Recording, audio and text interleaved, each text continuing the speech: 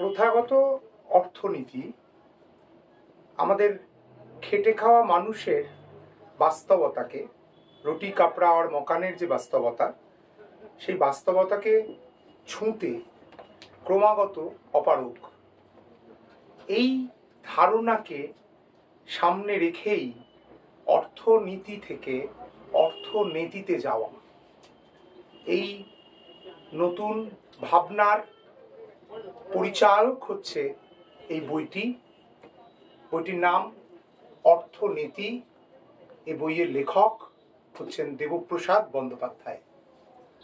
আজকে আপনাদের সকলকে মান্দাসের বই কথায় স্বাগত জানাই। আর বোঝাই যাচ্ছে যে আজকের সন্ধ্যাটি আমরা উদযাপন করব এই বইটিকে ঘিরে একটি সংলাপকে। এবং মান্দাস গভীরভাবে বিশ্বাস করে যে আজকে একটি ঐতিহাসিক দিন। তার কারণ, একটি গ্রন্থকে কেন্দ্র করে আজকে কেবল আলোচনা নয়, একটি সংলাপের আয়োজন আমরা করেছি। এই কারণে তো ঐতিহাসিক বটে, এবং আরো বড় কারণে ঐতিহাসিক। গ্রন্থ প্রকাশ বা গ্রন্থ আলোচনার ক্ষেত্রে গোটা পৃথিবীতে এর নিদর্শন আছে কিনা আমার জানা নেই। সেটি হচ্ছে আজকের যে সংলাপ, সেই সংলাপ হচ্ছে পিতা ও পুত্রের সংলাপ একদিক থেকে। আরেক দিক থেকে হয়তো শিক্ষক ছাত্রের সংলাপ, অথবা আরেক দিক থেকে হয়তো দুজন চিন্তাশীল মানুষের সংলাপ। এতগুলো দিক আছে আজকের সংলাপে। তো আজকের সংলাপ হচ্ছে অধ্যাপক পিতা দেবপ্রসাদ বন্দ্যোপাধ্যায়, তার ছেলে আখর বন্দ্যোপাধ্যায়। তার কথা আরো পরে আমি শেষে হয়তো খানিকটা বলবো। এই দুজন আখর দর্শনের স্কলার। এই দুজনের এই বইটি যখন তৈরি হচ্ছিল, আখর তার পাণ্ডুলিপি গুছিয়ে দিচ্ছিল। এই বইটি হয়ে ওঠার সঙ্গে আখর নিবিড়ভাবে জড়িয়ে আছে। আমার যখন মনে হলো যে মান্দাসের মনে হলো যে এই বইটি নিয়ে আমরা আলোচনা করব, নাকি আলোচনার থেকে আরো বেশি চিত্তাকর্ষক হতে পারে পিতা পুত্রের সংলাপ, সে কারণেই বললাম হয়তো আজকে আমরা একটি ঐতিহাসিক সন্ধ্যার সাক্ষী হতে চলেছি। প্রথমে আমি প্রতিদিনের আমাদের অনুষ্ঠানের প্রথা মেনে আখর এবং দেবপ্রসাদ বাবুকে এখানে ডেকে নিচ্ছি। এই বইটির একটা আনুষ্ঠানিক উদ্বোধন করব, তারপর আমরা সরাসরি চলে যাব আখর বন্দ্যোপাধ্যায় এবং দেবপ্রসাদ বন্দ্যোপাধ্যায়ের সংলাপে। আনুষ্ঠানিকভাবে প্রকাশিত হচ্ছে দেবপ্রসাদ বন্দ্যোপাধ্যায়ের লেখা অর্থনীতি গ্রন্থে। আচ্ছা, আমরা এখানে আজকে জড়ো হয়েছি এই বিশেষ বইটা নিয়ে কথাবার্তা, আলোচনা, বাদ বিবাদ তৈরি করতে। সেক্ষেত্রে যে কেউ, অর্থাৎ যারা এই বইটা ইতোমধ্যেই পড়ে ফেলেছেন কিংবা এর নামটা অথবা স্রেফ এর প্রচ্ছদটা দেখে মজা পেয়েছেন, তাদের মতামত দেওয়ার খোলা সুযোগ রইল। এবার এই পাশ থেকে আমরা দুজন কেবল বক বক করে যাব সেটা হয় না। কাজেই আজকের মান্দাসের উদ্যোগেই বই কথা তথা বই আড্ডা, সেটা হাইয়েস্ট লেভেল অফ আড্ডা হয়ে উঠবে কিনা দেখা যাক। তার একটি পোস্টার যেটি প্রচার করা হয়েছিল, তার পোস্টারের শিরোনামে লেখা হয়েছিল পিতা পুত্রের ডায়ালগ, সংলাপ। এখানে আমার একটা ছোট্ট বক্তব্য আছে। অর্থনীতি কি এবারে পিতৃ নামের পরাক্রমের নীতি এবং ইতি ঘটাবে? সেটাই দেখা যাক কি হয় না হয়। আমার যদিও ওরকম কোনো গ্র্যান্ড এম নেই, আসলে সংলাপ কথাটার মধ্যেই যেন সেটার একটা ইঙ্গিত রয়েছে তার্কিক সহাবস্থানের পরিপ্রেক্ষিতে। যদিও আমি নিজে অর্থনীতি কিংবা অর্থনীতির ব্যাপারে কোনোভাবেই কথা বলবার জন্য কতটা যোগ্য মানুষ তা ঠিক জানি না, তবে এই বইটা একরকম গড়ে উঠেছে যেমনটা বলা হলো আমার সঙ্গে বাবার যৌথ অংশগ্রহণে। যদিও এই বইয়ের মূল যে লেখাগুলো এবং যাবতীয় কাজকর্ম সেগুলো বাবা করেছিল নিতান্তই আমার শৈশব এবং বাল্যকালে বলতে পারেন। যেসবের স্মৃতি বলাই বাহুল্য আমার একেবারেই নেই, সেসব লেখা কিন্তু বেশ খানিক পরিবর্তিত, সংশোধিত এবং পরিবর্ধিত হয়ে উপস্থাপিত হয়েছে নতুন রূপে এই মলাটবন্দি অবস্থানে। এবার আমি খুবই সংক্ষেপে বইটার মূল উদ্দেশ্য এবং প্রকল্পের একটা মোটামুটি সামারি, দায়সারা সামারি করবার চেষ্টা করছি। আচ্ছা, এ ধরনের বইকে দু চার কথায় বেঁধে ফেলা খুব মুশকিলের ব্যাপার, কিন্তু বইটার মূল লক্ষ্যটা কিন্তু খুব পরিষ্কার, বেশ ক্লিয়ার। সেটা হচ্ছে মূলধারার বা মূল স্রোতের অর্থনীতি, যা কলেজ, বিশ্ববিদ্যালয়, এক কথায় ভাবাদর্শ চালানকারী যে প্রতিষ্ঠান এবং অর্থনৈতিক প্রতিষ্ঠানগুলোতে চোখ, মুখ, কান বুজে চালানো এবং পালন করা হয় তার বিরোধিতা করে। বেশ অনেক বছর আগেই মাইকেল হাডসন বলেছিলেন, academic economics is running on the wrong track. তাছাড়া এই বই তত্ত্বকেন্দ্রিক বিরোধিতাতেই থেমে থাকেনি বা সীমাবদ্ধ থাকেনি কেবল, দেখিয়েছে আরো নানান সম্ভাব্য কথাটা জোর দিচ্ছি, প্রায়োগিক বিকল্প কল্পনার পরিসর। তাই এই বইয়ের 4টে লেখা মূলত তাত্ত্বিক এবং বাকিগুলো লেখকেরই ভাষায় মাঠকম্ম ফিল্ড ওয়ার্কের ফলাফল। যদিও তত্ত্ব এবং প্রয়োগ বা থিওরি অ্যান্ড প্র্যাকটিসের এই জোর করে চাপানো বাইনারি বা দিকটিককে বারবার চ্যালেঞ্জ করেছে লেখক। কিন্তু আগে ভাগেই এই বিরোধিতার সুরটা কেন?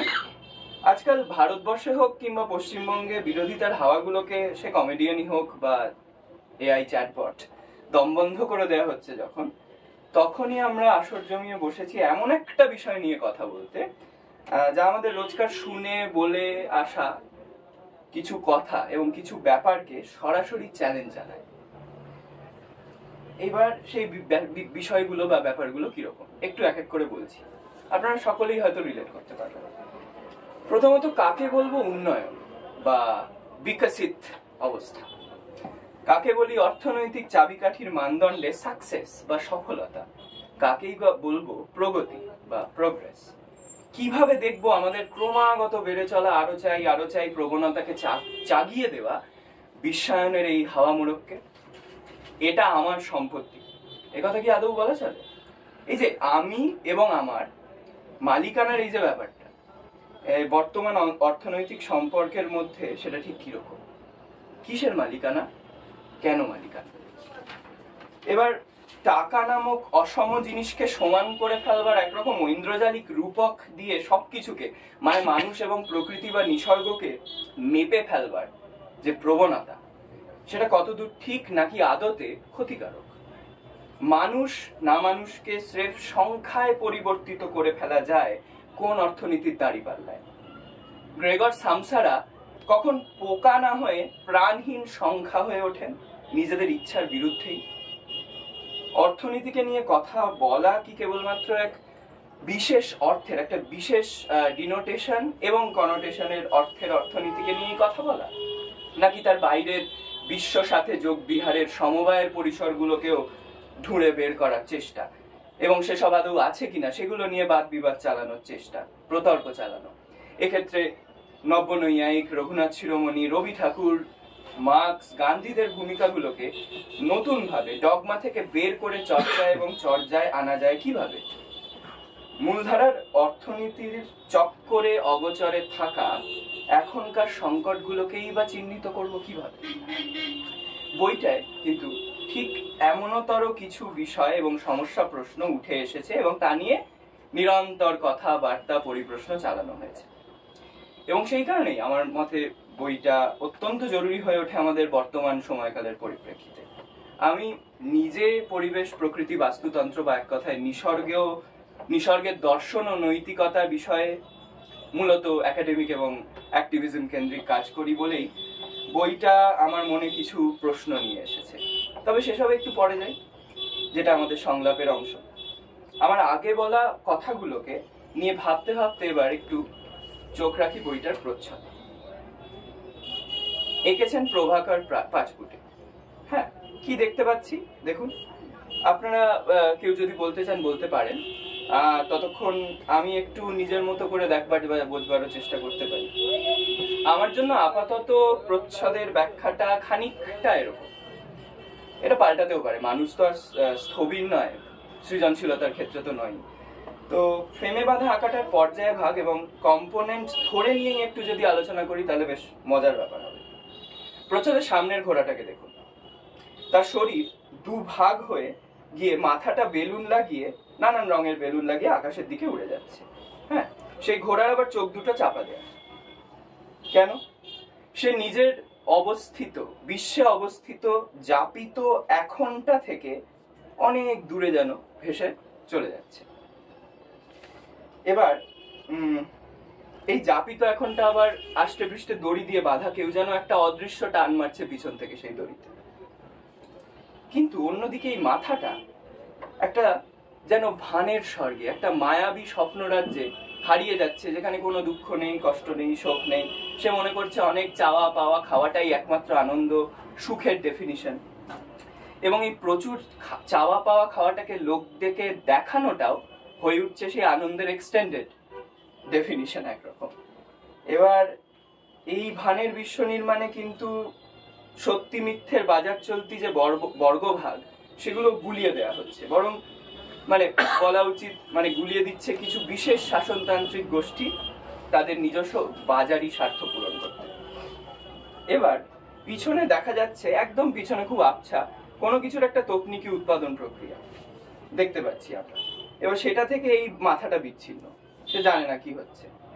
আবার এই পাথরের বাড়িটার মাথায় যে ঘোড়াটা রয়েছে, সেটা জ্যান্তে মরা বা মরা ঘোড়ার কিছুটা, যার একটা কেবল আকার রয়েছে, নাক চোখের আলাদা ভাগ নেই, তার পাটা আবার ট্রাইপড স্ট্যান্ডের মতো, সে যেন স্থবির, তার নড়চড় নেই, সে একটা জায়গায় দাঁড়িয়ে আছে উল্টো দিকে মুখ ঘুরিয়ে।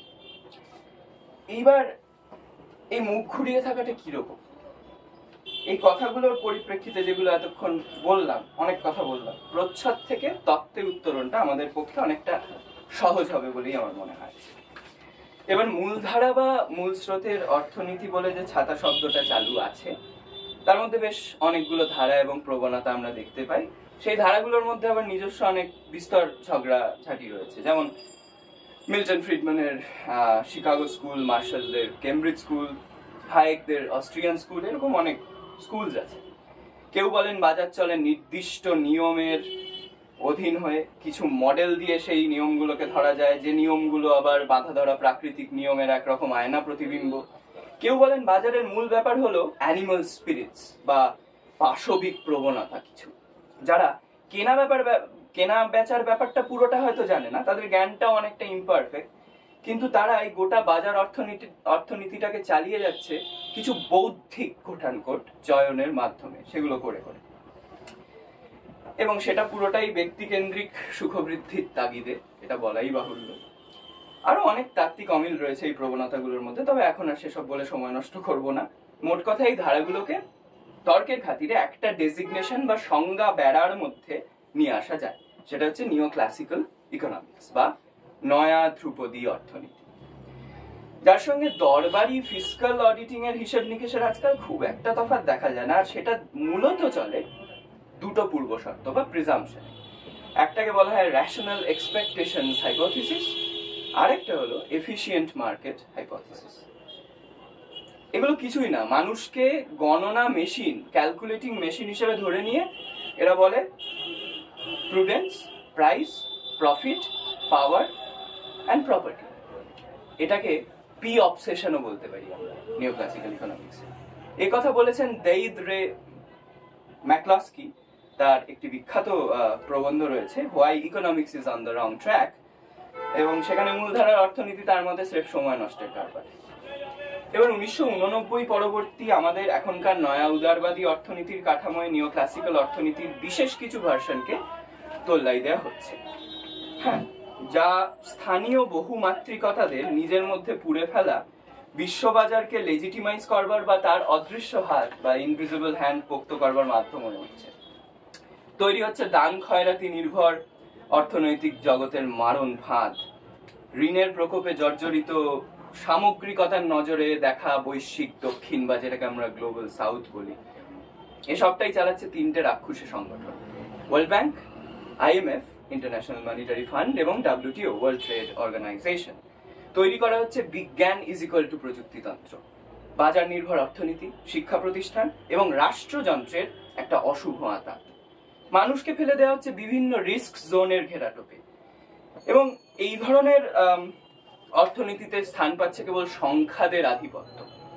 আর সেই সংখ্যার নজর দিয়ে, গেজ দিয়ে শরীর, মন, সমাজ, রাজনীতি সব কিছুকে নিয়ন্ত্রণ করা হচ্ছে।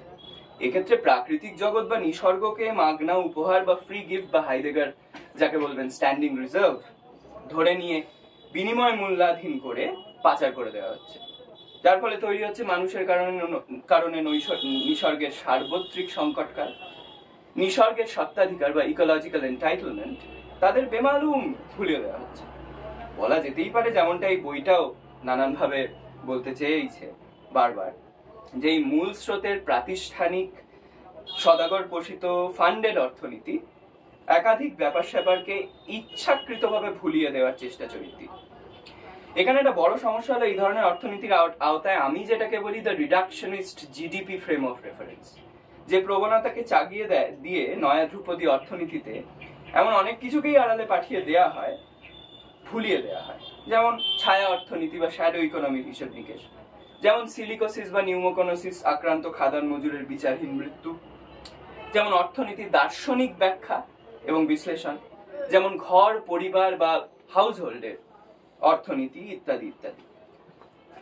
তাই ভুটান জাতীয় অগ্রগতির পরিমাপক হিসেবে জিডিপি কে অস্বীকার করে মোট জাতীয় সুখ বা জিএনএইচ গ্রস ন্যাশনাল হ্যাপিনেস এর কথা বলেছেন, যা শুধুমাত্র অর্থনৈতিক গ্রোথ কোট নয়, বরং সামগ্রিক সুস্থ জীবনের কথা বলে, বড় অর্থে সুখকে ধরে। মনে রাখবেন, ভুটান কিন্তু ইতোমধ্যেই প্যারিস এগ্রিমেন্টের নেট জিরো গোলে নিজেদের পৌঁছে ফেলেছে।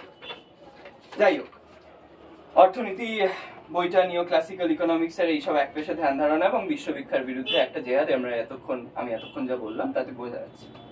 কিন্তু এই বই কতদূর সফল সেক্ষেত্রে, তাই আমি এবার সরাসরি বাবার কাছেই চলে যাব। তোমার কটা প্রশ্ন আছে, তবে এই প্রশ্নগুলো একটু বলেই দিচ্ছি, সেটা হয়তো আমি খানিক আমার জ্ঞানতাত্ত্বিক জগৎ থেকে বেরিয়ে বা কিছুটা টু অ্যান্ড ফ্রো যাতায়াত করেই করব, এবং এগুলো আমি আগে থাকতে জানি না।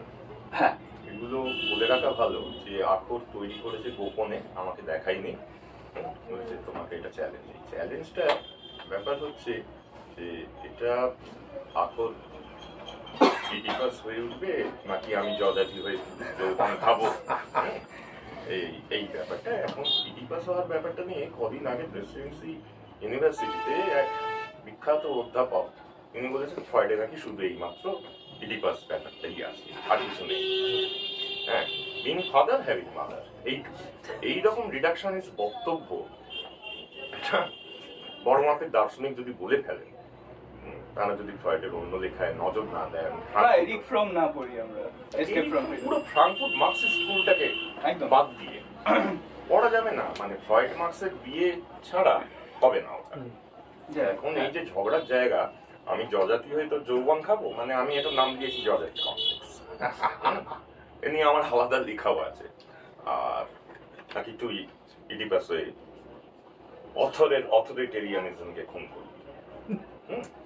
তা এবং এর ভেতরে এই যে সংলাপটা যেটা সুকল্প বললো, ঐতিহাসিক ব্যাপার, তা এটা কি প্যাট্রিয়ার্কিকে নাড়া দিতে পারবে, বাবাতন্ত্রের বিরুদ্ধে দাঁড়াতে পারবে? এটা ভয়ঙ্কর একটা জায়গা যে আমি নিজে যত বাবাতন্ত্রের বাইরে বেরোতে চাইছি, ততই যেন আমাকে নিজে বাবাতান্ত্রিক হয়ে উঠতে। এটা অদ্ভুত একটা মানে কুটাভাষার ভেতর ঢুকে। আচ্ছা, তোমার আমি সংলাপ শুরু। হ্যাঁ, সংলাপ শুরু। এবার আমি যে বলছিলাম যেটা, যে এই প্রশ্নগুলো করার সময় কখনো আমি থাকবো, কখনো সেই আমির আবছা বিরুদ্ধ হদিশ হিসেবেও থাকতে পারি। ঠিক আছে, বুঝতে পেরেছি। আগে আমি মূলত এই বইয়ের 4টে তাত্ত্বিক লেখা নিয়ে প্রশ্ন করে তারপর চলে যাব ওই মাঠ কম্মের লেখাগুলো। প্রথম, এবার সত্য নিয়ে সমস্যার নিবেদন। এই লেখাটাতে সত্ত্বাধিকারের আলোচনায় তুমি অনেকটাই নিঃসত্ত্ব হওয়ার, অস্বামিকত্ব বা নাগার্জুনের ভাষায় নিঃস্বভাবত্বের কথা অন্যভাবে এনেছো। কিন্তু আমার প্রশ্ন হলো, ব্যক্তির সত্ত্বাধিকার খুব মিনিমাল সেন্সে থাকলে তার কাজে কর্মে প্রবৃত্তি বাড়ে এমন একটা ধারণা আছে, যে কারণে স্টালিনের জোর জবরদস্তি কালেকটিভাইজেশনের সময় কিংবা মাওয়ের সাংস্কৃতিক বিপ্লবের সময় কৃষক শ্রমিকেরা ক্রমশ কাজে উৎসাহ হারিয়ে ফেলছিল বলে শোনা যাচ্ছিল। কারণ আমার জমির মধ্যে যে একটা সাংস্কৃতিক টান এবং অন্তরঙ্গ সংযোগটা রয়েছে, সেটা সেখানে আর থাকছে না। সবটাই যেন সমাজ বা রাষ্ট্র বুলডোজার দিয়ে গুঁড়িয়ে গিলে ফেলছে। এটাকে কিভাবে আমারত্ব সমালোচনা সামলাবে? রঘুনাথ শিরোমণির পথ ধরে স্বকীয় পরকীয় ভেদ ধরে বললেও সেটা কিভাবে থাকবে? চরম ভোগ বা কর্তৃত্বের দিকে না গিয়ে এই নির্দিষ্ট অর্থে সত্ত্বাধিকারের বর্গ বজায় থাকলে যদি কাজে গতি আসে এক ঘনিষ্ঠ মানসিক বোধের জায়গা থেকে, যোগাযোগের জায়গা থেকে, সেখানে সমস্যা কি? আচ্ছা, এখানে বলিনি আমাদের দেখার জগৎটা ভীষণ সীমাবদ্ধ আছে। স্টালিনের কালেকটিভিজম এবং মাওয়ের সাংস্কৃতিক বিপ্লবের কথা তুই উল্লেখ করলি। বিষয়টা হচ্ছে যে ওই দেশগুলো যেভাবে কাজ হয়েছে তা নিয়ে অমর্ত্য সেনের একটা বড় সমালোচনা আছে। আমারত্বের বোধ যদি না থাকে, এটা আমার মাটি, আমি এখানে চাষ করব, কিন্তু সেখানে খাল, এই যেগুলোকে বলা হয় আলবিহীন ব্যবস্থা, যেটা রবি ঠাকুর বারবার বলছে, আলবিহীন ব্যবস্থা, আল থাকছে না, আলের গ্রাম্য সংকীর্ণতা, coat and quote, Rabi Thakur, সেটা থাকছে না। সেরকম একটা জায়গায় আমরা পৌঁছতে পারি। এটা যদি তুই ঘুরে দেখিস কতগুলো জায়গা, যেমন আমি প্রথমেই বলবো যেখানে 34টি কমিউনিটি একসঙ্গে রয়েছে, এটা সংখ্যা গোনার পর, মানে ইনুমারেট করার পর, তার আগে এক গোষ্ঠী আর এক গোষ্ঠীকে চিনত না। এটা আমাদের উত্তরবঙ্গের একটা বিশাল রেঞ্জ, শুধু জিওপলিটিক্যাল বাউন্ডারি দিয়ে বোঝা যাবে না। আমি একটি কৌমের কথা বলছি, কাওয়াস। এদের মাঝখানে গেলে দেখবি এরা জানে না জমির মাপ কত থাকে এদের। মানে তুমি থাকবে, থাকো, এখানে চাষ করবে, করো, কিন্তু যেই সরকারি সুমারি হচ্ছে, সেখানে যে ধরনের ঘটনা ঘটছে, তাতে ওই আমারত্বের বোধটাকে, যেটাকে আমি মাই আইডেন্টিটি বলে চিহ্নিত করেছি, মূলত যোগাচার বিজ্ঞানবাদের অহং মম আলয় বিজ্ঞানের হিসেবে, সেটা কিন্তু এখানে লেখা নেই এই বিষয়টা, সেটা আমি বলে নিলাম। যোগাচার বিজ্ঞানবাদ এবং শূন্যবাদ এখানে উপস্থিত, আবার উপস্থিত আমি সেই মার্কস আর রঘুনাথকে মিলিয়েছি। এবার আরো একটা চেনা উদাহরণ দিচ্ছি। উদাহরণটা হচ্ছে যখন গণদেবতায় জমি মাপা হচ্ছে, কানুনগো এসেছে, শেকল ফেলে দিচ্ছে জমির উপরে, শেকল দিয়ে মাপা হবে, মেজারমেন্ট। সেই সময় দেবু পণ্ডিত বাধা দেয় এবং দেবু পণ্ডিতের জেল হয়। দেবু পণ্ডিত ফিরে আসে, তাকে মালা দিয়ে অভিনন্দন করে গ্রামের লোকেরা টেনে নিয়ে আসে। অর্থাৎ এই মাপন পদ্ধতির ভেতরেই যে আমরা সবকিছুকে পরিমাপ করে ফেলবো, এরকম কোনো ব্যাপার নেই। আবার এই যে 34টি কমিউনিটির কথা বললাম, এই 34টি কমিউনিটির বা কৌমের ভেতরে যদি আরো একটু অন্যদিকে যাস, আর একটু মানে একটা করিডোর রয়েছে তো, মানে আমাদের পলিটিক্যাল রাজনৈতিক ভূগোল অনুসারে একটা ছোট করিডোর দিয়ে আমি পৌঁছে যাচ্ছি তথাকথিত উত্তর পশ্চিমের জায়গাটা। সেখানেও এই জমির মালিকানা বা আমারত্ব ব্যাপারটা খুব গন্ডগোলের ব্যাপার। যখনই রাষ্ট্র এসে আমার শরীরকে মাপতে চাইছে, তখনই সমস্যা দেখা দিচ্ছে। ধর সতীনাথ ভাদুড়ির ঢোড়াইচরিত মানুষ, এই ঢোড়াইচরিত মানুষের একটা জায়গা দেখা দিচ্ছে যে যখন আদমশুমারি চলছে, সেই সময় বাই উগড়ানোর ব্যারাম দেখা দিচ্ছে, প্রতিরোধের একটা বয়ান দেখা যাচ্ছে প্রজাদের মধ্যে। রাজা আসছে সাবজেকশন, সাবজেক্টিফিকেশন এবং অবজেক্টিফিকেশন, এই তিনটে উদ্দেশ্য নিয়ে আমার শরীরকে তার জায়গায় ধরবে। এখানে খেয়াল রাখতে হবে যে গণদেবতার ভেতরে সত্ত্বাধিকার নিয়ে যতীনের সঙ্গে একটা দীর্ঘ সংলাপ আছে, এবং সেই সংলাপ হচ্ছে চণ্ডীমণ্ডপের সত্যকাল। কারণ না, চণ্ডীমণ্ডল সবার, জমিদারেরও নয়। এখানে তারাশঙ্করের যে অ্যানার্কিস্ট টেন্ডেন্সি, সেটা পরবর্তী লেখা ধাত্রী দেবতায় সেই অ্যানার্কিজমের চেহারা পাওয়া যায়। এই বারবার সাহিত্যের উদাহরণ দিচ্ছি বলে হয়তো অনেকে বলবেন যে অর্থনীতির বইতে এটা কেন। আমি বলছি তাকে একটু মার্ক্সটা দেখে নিতে। মার্ক্সের ভেতরে সাহিত্যের ছড়াছড়ি, শোনা নিয়ে আলোচনা, কাকে উদ্ধৃত করছেন তিনি? রবিনসন ক্রুসো ছাড়া মার্ক্সের প্রিমিটিভ অ্যাকুমুলেশন বোঝা যায়? তা সেই জায়গা থেকে এই সাহিত্যের উদাহরণগুলো আসলে ছোট একটা ইতিহাসকে ধরে। এটা আমি অসীম দাশগুপ্তকে ধরেই বলছি। আর বড় ইতিহাস রচনা হয় ইতিহাসের বইতে। আমাকে এই ছোট ইতিহাসগুলোকে দেখতে হচ্ছে এখন। আমি অসীম দাশগুপ্তর কাছে ঋণ স্বীকার করে এই শব্দটা ব্যবহার করলাম, যে ছোট ইতিহাস বড় ইতিহাস।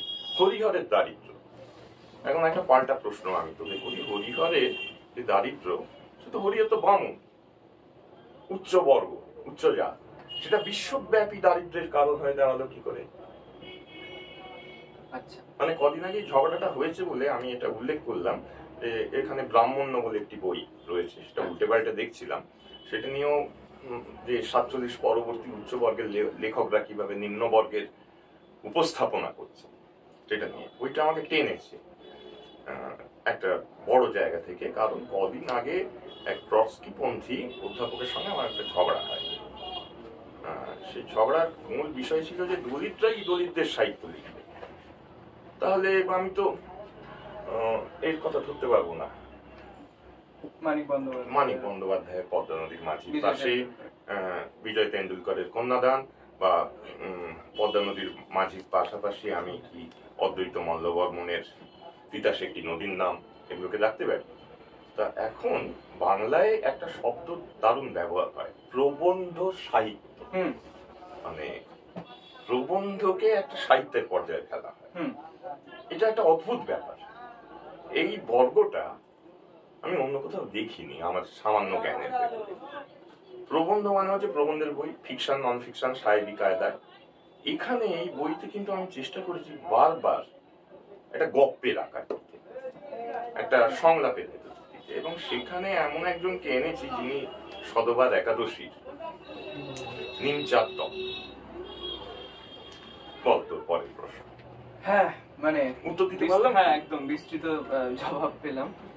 দ্বিতীয় প্রশ্নটা তোমার পরের তাত্ত্বিক লেখাটা নিয়ে, সেটা অনর্থনীতিবিদ রবীন্দ্রনাথ, বৃত্তভূমি থেকে চিত্রভূমি। এই লেখাটায় চাষা এবং গুণ রবি ঠাকুর আলোচিত লোভ রিপুর কথা এনেছো যথাযথভাবেই। তোমার মতে কি লোভ আদৌ প্রকৃতি দত্ত সহজাত রিপু, যেগুলো হয়তো একদল সার্ভাইভাল বা ডিফেন্স মেকানিজম বলে অনেকে হয়তো বলবেন, যেটা আবার সেই হবসের ঝামেলা ঝঞ্ঝাটে ভরা স্টেট অফ নেচারের উত্তরাধিকারে পাওয়া বৈশিষ্ট্য, নাকি কিছু বিশেষ আর্থসামাজিক সম্পর্কের নেটওয়ার্কের অন্দরে এই লোভের জন্ম ঘটানো হয়, যাতে রবি ঠাকুরের বলা সেই এপিডেমিক অফ ভোরাসিটি কে বজায় রেখে তা থেকে কিছু হাতে গোনা লোক ফায়দা তুলতে পারে? যদি তার সহজাত প্রবৃত্তি হয় একরকম, তবে খুব জোর তার মাত্রার হেরফের ঘটানো যায় মাত্র, কিন্তু সামগ্রিকভাবে তার নিরসন কি তবে অনেকের পক্ষে সম্ভব? যদি না অপবর্গ লাভ বা মোক্ষ লাভ হয়, সবাই তো স্থিতপ্রজ্ঞ বুদ্ধ হয়ে উঠবার ক্ষমতা রাখেন না, অধিকারী ভেদ থাকে। এই প্রশ্নটা করছি তার কারণ আছে, সেটা হচ্ছে লোভের দর্শন স্পিনোজার ক্ষেত্রেও একটা গুরুত্বপূর্ণ ব্যাপার বলে আমরা জানি, এবং নয়া ধ্রুপদী অর্থনীতির নীতিকরণেই লোভের প্রাতিষ্ঠানিকীকরণ, ভাগ বাটোয়ারা, দিলুস গুয়াত্তারি কথিত ডিজায়ারিং মেশিনের জন্ম, এবং তার মাঝে রক্তকরবীর ব্যাং হয়ে টিকে থাকার সমস্যাটা আমাদের সামনে মূল বিষয় হয়ে দাঁড়ায় একরকম। এবার এই রিপুর সঙ্গে পাপের ধারণার কি সম্পর্ক হবে? যখন নয়া ধ্রুপদী অর্থনীতি পরিবেশ দূষণের কারণে সে বহিরাগত বা এক্সটার্নালিটি হিসেবে দেখছে, এবং তার ফলে ঘটা মার্কেট ফেলিওরকে নিয়ে শুধু মাথা ঘামাচ্ছে। এবার কেমব্রিজ স্কুল, শিকাগো স্কুলের কথা যদি দেখি, তারা মানে এফিসিয়েন্সির মার্ক হিসেবে দেখছে এই সেলফ ইন্টারেস্টকে, আত্মস্বার্থ যেটা লোভের সঙ্গে যুক্ত, সেটাকে মডেল হিসেবে দেখছে নৈতিক ব্যর্থতা হিসেবে। এটা যদি বল লোভ রিপুর এই আলোচনা তুই স্পিনোজার নাম করলি, স্পিনোজার পরেও একজন এটা নিয়ে কাজ করেছেন, ক্যাপিটাল তৃতীয় যে খণ্ড, তার ভেতরে গ্রিডের ওপর একটা চ্যাপ্টার। এখন এই গ্রিডটা কি আমার ভিতরে আগে থাকতেই রয়েছে, মানে সহজাত প্রবৃত্তি হিসেবে, নাকি এটা আমাকে আমার আশপাশ থেকে তৈরি করে যাচ্ছে? এটাই তো ঝামেলা। একদম এইটাই, এই জায়গাটা মানে সেই men make their own history, নাকি সে এমন একটা ইন্ডিসপেন্সেবল রিলেশনের ভেতর চলে যাচ্ছে তার নিজের ইচ্ছের কোনো গুরুত্ব থাকছে না। তাহলে ঝগড়াটা হচ্ছে সোজা বাংলায় হোলিজম এবং ইন্ডিভিজুয়ালিজমের ঝগড়া। একদম। লোভ কোথা থেকে আসে? আমার লেখায় সিটিজেন কেন নামে একটা সিনেমার একটা ছোট্ট উল্লেখ আছে। সিটিজেন কেন যে লোভের মধ্যে রয়েছে, সে শুধু কেনা কেনা বাতিকের ভেতরে রয়েছে, যার মধ্যে ভালোবাসাকেও কিনে নেওয়া যায়। তা কেন এর এই যে লোভ, কিনবো আমি, আমার টাকা আছে, টাকা নামে একটা জিনিস আছে, সেই জন্য আমি কিনে কিনে যাব, এই জিনিসটা কেনের ভেতর কিভাবে তৈরি ব্যক্তিকে। এবং সিটিজেন কেন ওয়ার্ল্ড ক্লাসিক সিনেমার ভেতরে একটা বোধে ধরা। তো এই যে কেনা কেনা বাতি, আমি যা পারবো তাকে আত্মসাৎ করব, এই পুরো ব্যাপারটা একদল বলবেন ম্যানুফ্যাকচার, ভারতীয় দর্শনের কিছু মানুষ বলবেন রিপু, শত্রু, অতএব ধ্বংস করো। এখানেই আসছে একটু আধিবিদ্যক কথা হয়তো বলে ফেলবো, মানুষ শুধু বায়োলজির নয়, তার থেকে আরো বড় কিছু। শুধু যদি বায়োলজি হতো তাহলে সে জড়পিণ্ড, মানে রিফিকেশন যাকে বলা হয়, রিফয়েড হয়ে উঠত, জড়ীভূত একটা অস্তিত্ব হয়ে উঠত। সেই জড়ীভবনের বাইরেটা কি?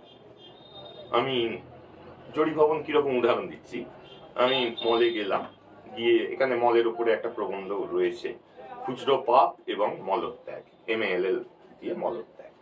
তা মলে গেলাম, আমার দরকার নেই এমন জিনিস কিনলাম, বাড়িতে রাখলাম, ব্যবহার করলাম না, এক্সপায়ারি ডেট পেরিয়ে গেল। এবং মানবিক সম্পর্কগুলো, আমার এই বইটার ভেতরে আমি চেষ্টা করেছি বারংবার যে পুঁজি সম্পর্ক, আসলে পুঁজি কিন্তু আলাদা একটা অন্য কিছু ব্যাপার নয়, এটা একটা রিলেশনশিপ। এটা ক্রেতা বিক্রেতার রিলেশনশিপ হতে পারে, ডিমানিটাইজেশনের সময় আমায় যারা ধারে নিয়ে যান, আপনি পরে দাম দেবেন, সেই খুচরো বিক্রেতাও হতে পারে, মাছলা, পাড়ার পরিসরে। সেই পুঁজি সম্পর্কের ক্ষেত্রে মানুষের সঙ্গে মানুষের এবং মানুষের সঙ্গে না মানুষের সম্পর্কগুলো আমরা এইভাবে, এই পরিস্থিতিতে, এই শর্তে, এটা একেবারে আবশ্যিক শর্ত। শর্তটা হচ্ছে পুঁজি নামক একটি রোগ, বিমারি। সেই শর্তে আমরা আমার তোমার ভেতরে যে সম্পর্ক, তাকে ডিসপোজেবল করে ফেলতে পারি। ও তোমাকে আজকে নিলাম, কালকে ফেলে, এটা একেবারে প্রভাব ফেলছে বাইরে। ধরে নিচ্ছি যারা রিপু শত্রু কথা বলেন, লোভ রিপু একটা শত্রু, সেই সমাজ বিরোধী শক্তি বলছেন।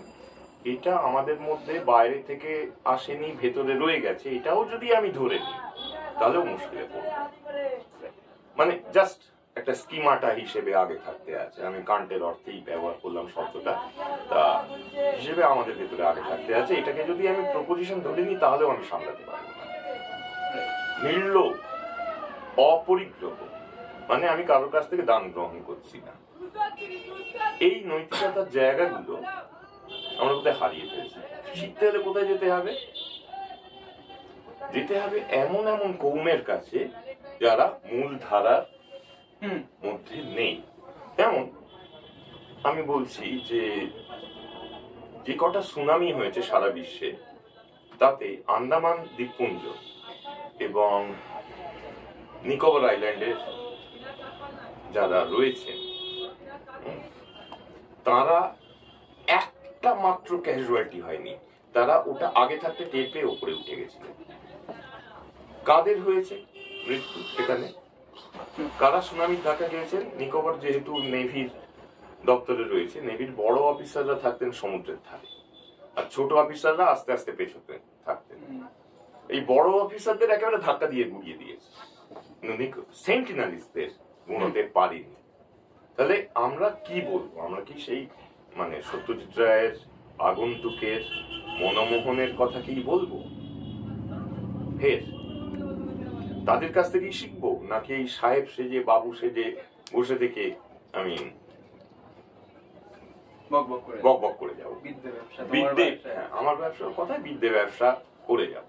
তা এই জায়গাটাকে ধরতে গেলে আমাকে, এবং এখন যা পরিবেশের সংকট, তাতে লোকরিপুর জায়গা থেকে বেরোনো খুব জরুরি, খুব জরুরি। এটা সাধনীয়, সাধ্য এবং সাধনীয়।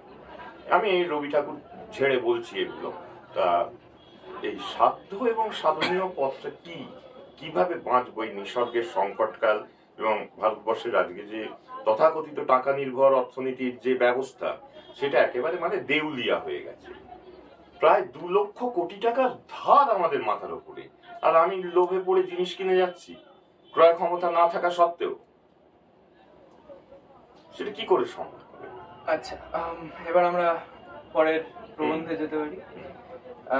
এইবারের প্রবন্ধটা একটু হয়তো গোলমেলে রাখতে পারে অনেকের কাছে। প্রবন্ধের নাম মুদ্রা আর অর্থনীতি। এটা মার্কসের ক্যাপিটালের কিছু বিশেষ চ্যাপ্টারের পার্ট, ক্রিটিক্যাল পার্ট বলা যায়। তো এবার এখানে আমার 2টো ছোট ছোট প্রশ্ন আছে এই প্রবন্ধটা নিয়ে। একটা হচ্ছে মুদ্রার অর্থনীতিতে নিসর্গ চল বা নেচার এন ভ্যারিয়েবল, যেটাকে বলেছে নেচার ভ্যারিয়েবল, তার ধারণাকে মার্কসের টাকা রূপক ও উৎপাদন সম্পর্ক বিষয়ক আলোচনায় নিয়ে এসে আমার মনে হয় এটা বেশ দরকারি কাজই একটা করেছো। তবে সেক্ষেত্রে শুধুমাত্র কাঁচামালের কথা বললে কেন? কেন এলো না মার্কস আলোচিত শ্রমের মাধ্যমে, পণ্যায়িত শ্রমশক্তি নয়, লেবার পাওয়ার না, প্রকৃতি সংস্কৃতির মধ্যে মেটাবলিক ইন্টারঅ্যাকশনের কথা? কেনই বা এই নিসর্গ চলের প্রসঙ্গে আলোচিত হলো না, যেটাকে বলা যেতে পারে নৈসর্গিক লিমিট, নেচারস লিমিটস এর ধারণা? এটা আলোচনা আমি অন্যত্র করেছি, অন্যত্র। আমি এই প্রবন্ধে ইকোলজিক্যাল এন্টাইটেলমেন্ট, যে আমি একদমই অনিল আগরওয়ালের সে এন্টাইটেল মানে একটুখানি বলে নি পাঠক, এই শ্রোতা যারা শুনছেন। এন্টাইটেলমেন্ট সত্ত্বাধিকার, এটা অমর্ত্য সেনের করা অনুবাদ। অমর্ত্য সেন এবং অশোক রুদ্র মিলে যে জীবনযাত্রার মান নিয়ে যে কাজটা করেছিলেন, তাতে এই পরিভাষাগুলো দেয়া ছিল। এবং এই সত্ত্বাধিকার পরিভাষা আমি আগেও বলেছি, এটা মানে এতে ব্যবহার করা হচ্ছে গণদেবতায়। না, আমার প্রশ্নটা হচ্ছে কাঁচামালের কথাতেই কনসেন্ট্রেট করলে কেন অন্যান্য? এটা কি ইচ্ছাকৃত ভাবে নাকি? ইচ্ছাকৃত ভাবে। আসলে ওখানে যেটা চাওয়া হয়েছিল, পথিক বসু আমার খুব অগ্রজ বন্ধু, দাদা, উনি যে বইটা বার করতে চাইছেন, বইটার নাম আমারই দেয়া ছিল, ফের মার্কস, শ্রবণ মনন নিরীক্ষাস। ওনার পরিকল্পনাটা ছিল এই যে মার্কসের ক্যাপিটালের পার্ট বাই পার্ট এটা পার্ট হবে। আমি বললাম অসম্ভব প্রতীকটা, এত ক্রস রেফারেন্স আমি পারবো না। মানে ভ্যারিয়েবল ক্যাপিটাল কি, কনস্ট্যান্ট ক্যাপিটাল কি, এগুলো বোঝাতে গেলে আমার দিন চলে যাবে। খুব টেকনিক্যাল জায়গা, এবং এখানে আমাকে যদি বোর্ড না দেওয়া হয় আমি বোঝাতেই পারবো না, এবং বোঝাতে আমার অন্তত 2 ঘন্টা লাগবে। তা সেই জন্য কাঁচা মালের কথা শুধু বললাম। মেটাবলিক রিফটের কথা, সেটা মার্কসের ভেতরে ফস্টারের তো আলোচনা আছে জানিস, তা সেটাকে আমি আনার সুযোগ পাইনি। কারণ একটা তো সীমা থাকে নিশ্চয়ই, সেই সীমার ভেতরে আমি বোঝানোর চেষ্টা করেছি যে একটা ছোট্ট সূত্র S/V = ΔM। এই সব গণিত ফণিত দেখলে লোকজন একটু পিছিয়ে আসে, অঙ্ক কষা দেখলে। ব্যাপারটা কিছুই না, আমার নিজের বাঁচার জন্য আমি কতটুকু কাজ করতে পারি, এটাকে বলা হয় আবশ্যিক শ্রম। এবং আমি যারা কাজ করতে পারছেন না, শিশু বা প্রতিবন্ধী, তাদের জন্য আমি কতখানি কন্ট্রিবিউট করতে পারছি, তাই সেটা সামাজিকভাবে আবশ্যিক শ্রম হয়ে উঠছে। হ্যাঁ, সামাজিকভাবে আবশ্যিক শ্রম হয়ে উঠছে। এবার আমি একটা কারখানায় গিয়ে সেখানে আমার এই আবশ্যিক শ্রম ভুলে একই ধরনের কাজ করে যাচ্ছি। আমি অ্যাসেম্বলি লাইন অফ প্রোডাকশনের কথা বলছি। মডার্ন টাইমসে চ্যাপলিনকে মনে করে দেখুন, তার নড়াচড়া। এবং সেখানে একটা আশ্চর্য ব্যাপার ঘটছে। এখানে এই কাঁচামালের ব্যাপারের পরিপ্রেক্ষিতে আসছে আরো একটা বড় জিনিস আসছে। চ্যাপলিন যখন ওই নাট বল্টুগুলো রেঞ্জ দিয়ে ঘোরাচ্ছেন, ঘোরাতে ঘোরাতে বেরিয়ে আসছেন, তখন একইভাবে ওই কাজটা করে যাচ্ছেন। এমন কন্ডিশনিং তার হয়ে গেছে অ্যাসেম্বলি লাইন অফ প্রোডাকশন। কিন্তু চ্যাপলিনের চেহারাটার দিকে চেয়ে উনি নাচছেন। সেই নাচাটা অদ্ভুত এক গাণিতিক নান্দনিকতায় পড়া। যে পাগল, সে পাগল সাব্যস্ত করা হচ্ছে যাকে, সে ওই নাচটা দিয়ে দেখিয়ে দিচ্ছেন যে ব্যাপারটা কি। এবার কাঁচামালের প্রসঙ্গে আসার আগে আমি আর একটা প্রসঙ্গ তুলি, যেটা খুবই অবহেলিত প্রসঙ্গ আর কি। সেটা হচ্ছে এই নান্দনিকতার বিষয়টা কে আমরা মূলধারার অর্থনীতিতে কি অবস্থায় কিভাবে রাখবো, এটা একটা বড় রকমের ব্যাপার, ভাবনার ব্যাপার। নান্দনিকতার ব্যাপারটাকে আমি এখানে ফেলবো কি। আর কাঁচা মাল ছাড়া আরো একটা জিনিস আমার কাছে খুব জরুরি মনে হয়, সেটা হলো তুই যেটা বলছিস, যেটা বলতে চাইছিস, মেটাবলিক রেট ইত্যাদি বিষয়গুলো। আমি এই ডেল্টা এম বা সারপ্লাস ভ্যালু বোঝাতে গিয়েই মানে ক্ষেত্রে পড়েছি। সেখানে এন ভ্যারিয়েবল বা নৈসর্গিক সত্ত্বাধিকার, এটা আমি যোগ করেছি মার্ক্সের ওই সার্কিটটার ভিতরে। সেটাকে এস্টাবলিশ করার জন্য ওইটুকু আমার তখন মনে হয়েছিল ওইটুকু যথেষ্ট। পরবর্তী ক্ষেত্রে সিকুয়েল তৈরি করতে হবে, ডেভেলপ করা যাবে।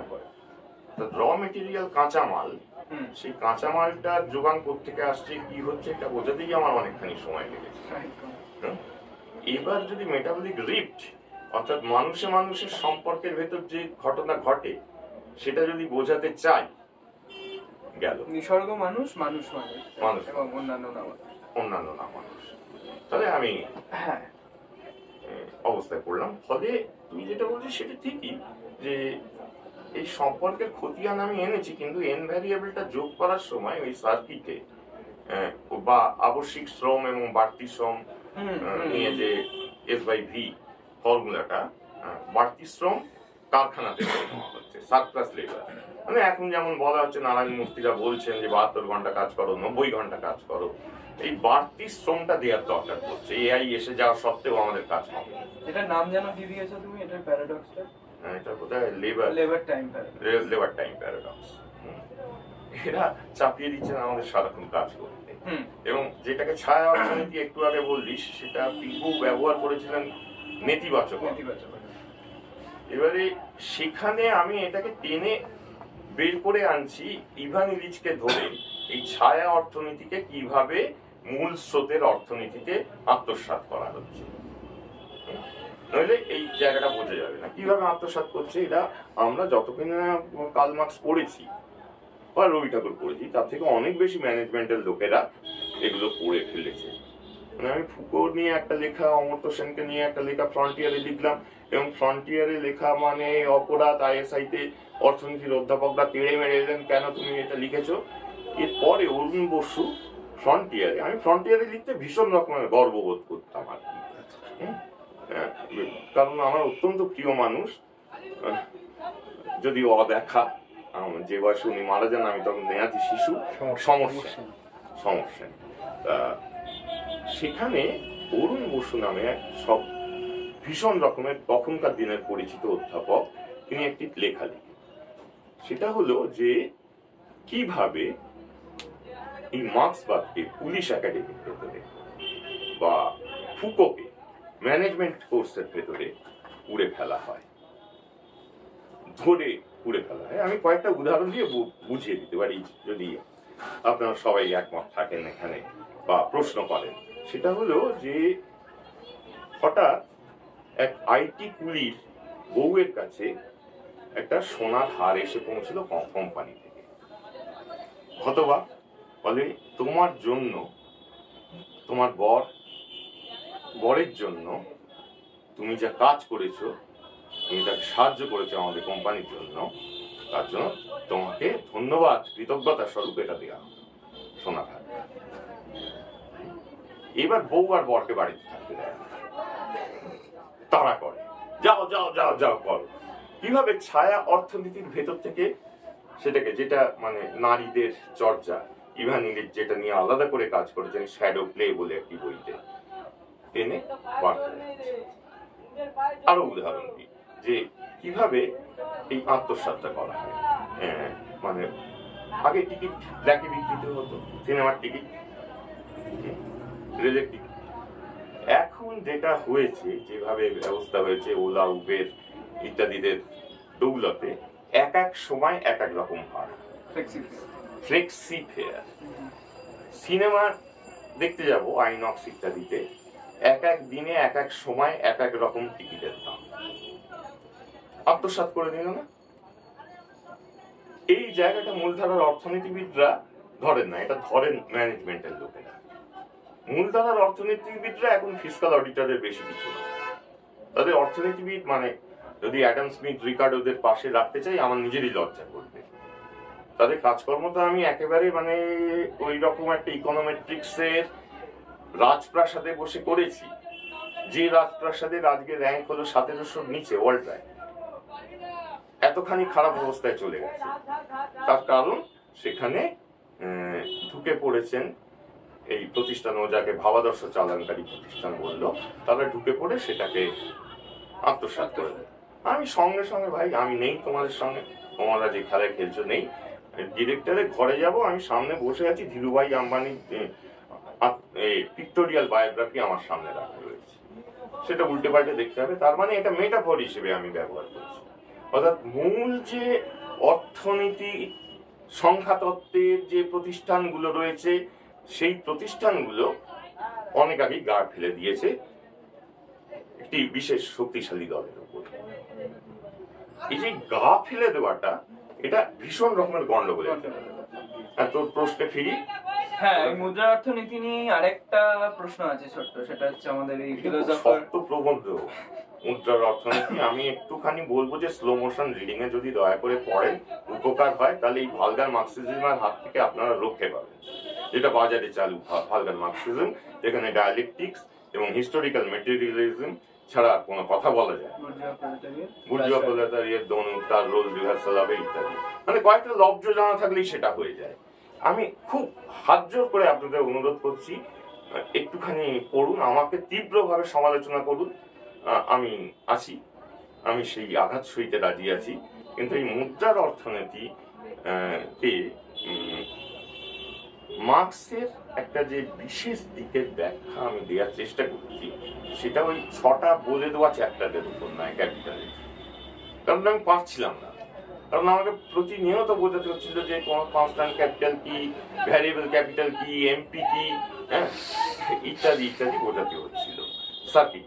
ফলে ওই 6টা চ্যাপ্টার ধরে এরকম অ্যাট্রাক্ট করে মার্কসকে পড়া যাবে না। আচ্ছা, এবার মার্কসকে যেভাবে পড়লে এই আমাদের philosopher of alienation, philosopher of praxis Karl Marx, তার টাকা পণ্যের আলোচনা করতে গিয়ে বেদান্তের কথা আনবার কি খুব একটা প্রয়োজন ছিল? এটা অনেকেই মনে করতে পারে। বিশেষ করে অদ্বৈত বেদান্ত যখন এক চরম এককের দাবি অনুযায়ী তাদের যাবতীয় তত্ত্বালোচনাকে সাজিয়েছেন, এমনকি অধ্যাস বা অধ্যারককেও, সেখানে মার্কসের বিশ্ববিখ্যা এমনতর চরম একক সত্যের থেকে বহু দূরে অবস্থান করে। এবার এই দুটোকে মেলাবে কি করে? জ্ঞানতাত্ত্বিক জগা খিচুড়ি পাকবে না? জ্ঞানতাত্ত্বিক জগা খিচুড়ি এখানে পাকবে না। মার্কসের উপরে প্রধান যে ছিল, মানে মার্কসের উপরে যে ভাবনার যে চাপটা ছিল, সেটা হচ্ছে ওর বাবার সঙ্গে, মার্কসের বাবার সঙ্গে তত্ত্ব কান্টকে নিয়ে। আচ্ছা, এটা খেয়াল রাখতে হবে। এক, ঠিক আছে। 2 হচ্ছে হেগেলের দর্শন। উনি নাকি হেগেলকে সোজা করে দাঁড় করিয়ে দিয়েছে, উল্টো ছিল সোজা করে দাঁড়িয়ে দিয়েছে। এবার আমাকে এই কনটেক্সটে ব্রেক দ্য থিয়েটার রীতি। থিয়েটার রীতি কি? তুমি কন্টেন্ট গ্লোবাল করো, কিন্তু তোমার যে ফর্ম সেটা তুমি লোকাল ফর্মে রাখো। যে কারণে আমরা হ্যামলেটের উপস্থাপনা, ওথেলের উপস্থাপনা, এমনকি আমি যখন এনএসডিতে ওই ম্যাকবেথ দেখতে গেছি, তেলুগু উপস্থাপনা, ভাষা বুঝতে পারছি না, সেখানে প্রত্যেকটা ক্ষেত্রে দেখা যাচ্ছে এই শেক্সপিয়ারে বা এখন হায়দার করে ছবিটা, আমি ওনার ছবিগুলোর নাম করছি না, ওথেলের রূপান্তর বা হায়দার করে ছবিটা, সেই ছবিটাতে যে ধরনের রূপান্তর হয়েছে, উপস্থাপন হয়েছে, সেই জায়গাতে আমরা যেতে পারি। তুমি বলছো মার্কসের দর্শনের ক্ষেত্রে তুমি সেরকমই একটা প্রয়াস চালিয়েছি বলতে আমি পদ্ধতিতন্ত্র হিসেবে বেদান্তকে ব্যবহার করেছি। বেদান্ত মানে শুধু ব্রহ্মতত্ত্ব নয়, বেদান্তের কতগুলো, একটা ছোট্ট উদাহরণ, বেদান্তে তো ওই সত্তাত্রয়ীধবাদ বলে একটা ব্যাপার আছে, যে এইটাকে আমি দড়িকে সাপ বলে ভাবছি, প্রতিভা দড়ি যখন দড়ি তখন ব্যবহারিক, আর দড়ির ওপরে দড়িকে যখন দড়ি না ভেবে অন্য কিছু ভাবছি, তখন সেটা পারমার্থিক, ব্রহ্ম ভাবছি। তা এই যে এই জায়গাটা, এটা হল্টিং পয়েন্ট অফ বেদান্ত। আমি তো ব্রহ্ম জিজ্ঞাসার কথা এখানে পারিনি, আমি অধ্যাসের অংশটা মিলিয়ে, অধ্যাসের অংশ মানে ভ্রান্তি, আমাদের কখন প্রতিভাস হয় আর কি, সেই অংশটাকে এনেছি, খ্যাতিকে এনেছি দর্শনে, ভারতীয় দর্শন। যে আমি কখন এই বইটার দাম 500-600 টাকা হবে, হ্যাঁ, এইটাকে কিভাবে আমি ইকুয়ালাইজ করছি, এটা আমার ব্যবহারিকতার খাতিরে। এবার মার্কস বারবার ব্যবহার করছেন ইন হায়ার ইকোনমিক সোসাইটি। হ্যাঁ, ইন হায়ার ইকোনমিক সোসাইটি আমার কাছে পারমার্থিকতা। ফলে সংকর বেদান্তকে আনা হচ্ছে,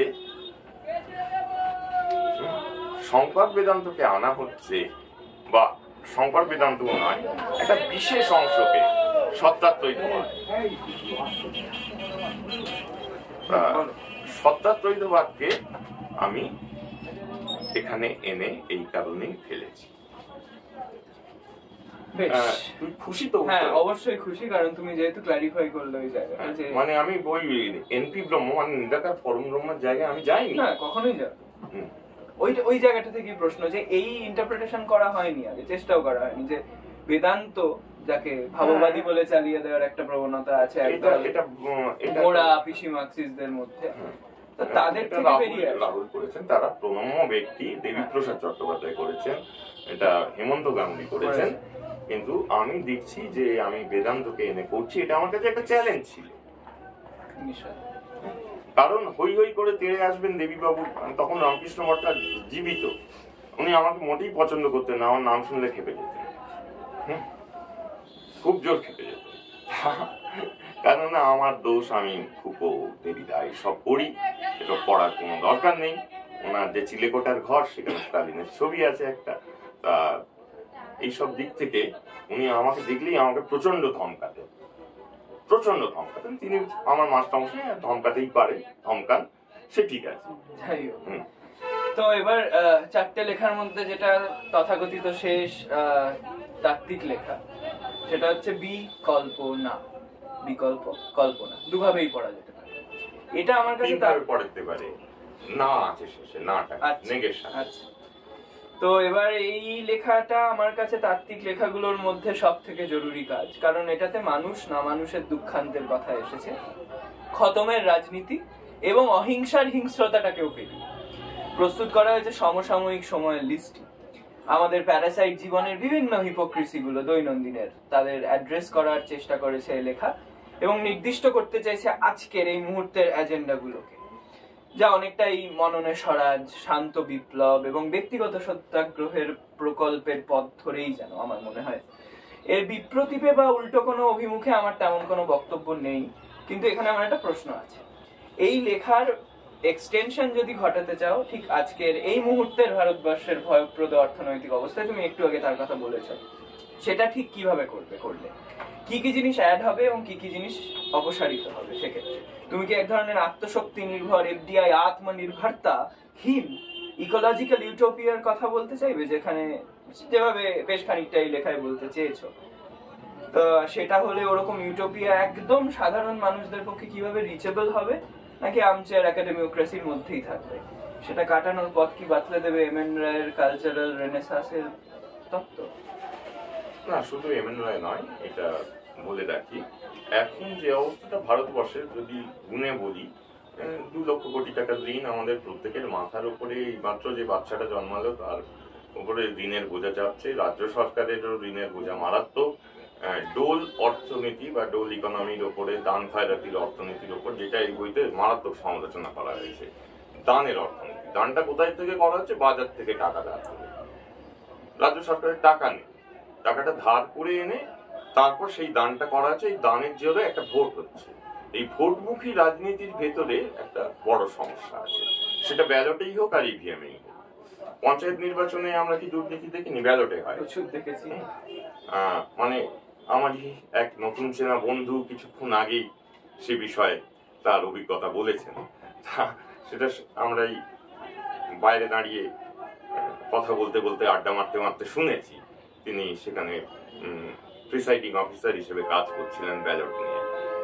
ইভিএম এবং ব্যালট দুটোই সন্দেহজনক এবং এটা সংখ্যা লঘুর নেতৃত্ব, কারণ 36% ভোট পেয়ে আমি যখন বলছি যে আমি আমাদের সবাই চাইছে এই সবাই এই ইউনিভার্সাল কোয়ান্টিফায়ারটা ব্যবহার করা এটা খুব গন্ডগোলের ব্যাপার। এবং এখানে জাল জুয়াচুরি সমস্ত কিছু হয়। জুয়াচুরি বলতে কি, এই যে আইপিএল দেখতে আমি চাই না খেলাটা, সেদিন আমি খুলেছিলাম বিজ্ঞাপনের শুধু মানে জুয়ার বিজ্ঞাপন, ঠান্ডা পানীয়, জুয়া আর কিছু গেম যেগুলোতে তলায় লেখা আছে সতর্ক থেকে খেলবেন, যেখানে লেখা হচ্ছে যে মিউচুয়াল ফান্ডে বিনিয়োগ করুন, হ্যাঁ সাবজেক্ট টু মার্কেট রিস্ক। এফডির ক্ষেত্রে করা হয় না, কিন্তু এফডি সবচেয়ে মানে আমরা যারা এইসব জানি না, পুঁজির তত্ত্বপত্র জানি না, তা মানে পুঁজির এই খেলাটাকে জানি না, তাদের পক্ষে ভীষণ মুশকিলের হয়।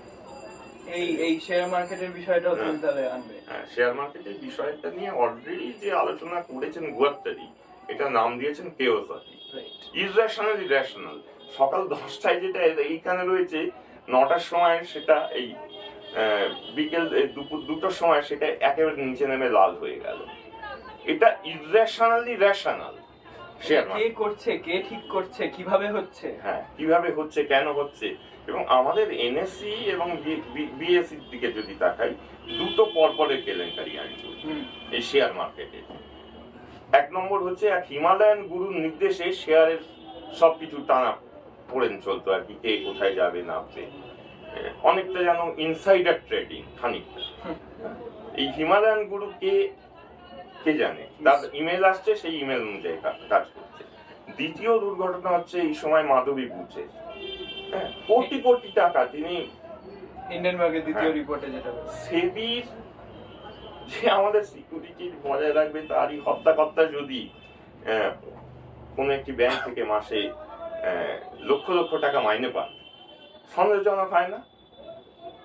তাহলে আমরা একটা সিক সোসাইটির ভেতরে রিস্কের মধ্যে বাস করছি। ওই খুব তাড়াতাড়ি করে বলে দেওয়া হচ্ছে যে এটা রিস্কি, তবু তুমি খেলো। শেয়ার মার্কেট ছদ্মবেশে আসছে সিট এবং মিউচুয়াল ফান্ডের ভেতর। অর্থাৎ এই যে খেলাটা যে শুধুমাত্র নিসর্গ ধ্বংস করছে তা নয়, আমাদের একটা জিনিসকে ভুলিয়ে দেওয়া হচ্ছে। সেই ভুলে যাওয়া অংশটা, বিস্তৃত অংশটা হচ্ছে এই আনন্দ উৎসব মৎসবের অংশ। যত ভুলে থাকতে পারো তত ভালো। বেশি জেনে গেছো কি তোমাকে ওষুধ খেয়ে ঘুমাতে হবে, ড্রাগ নিতে হবে, নার্কোটিক্স নিতে হবে। মুন্দ্রা পোর্ট থেকে তার সাপ্লাইও আছে, তাকে ধরা হবে না। রিয়া চক্রবর্তীর ক্ষেত্রে বা আরিয়ান খানের ক্ষেত্রে আলাদা, তাদের কাছে কয়েক গ্রাম হয়তো পাওয়া গেছিল, পাওয়া যায়নি, আমি এই বিতর্কে যেতে চাই না। কিন্তু মুন্দ্রা পোর্ট থেকে ধরা পড়া নার্কোটিক্স, সেই নার্কোটিক্সটা কিভাবে বিতরিত হলো, কোথায় গেল, এবং অনবরত এসেও চলেছে, সেটা ধরা হয়।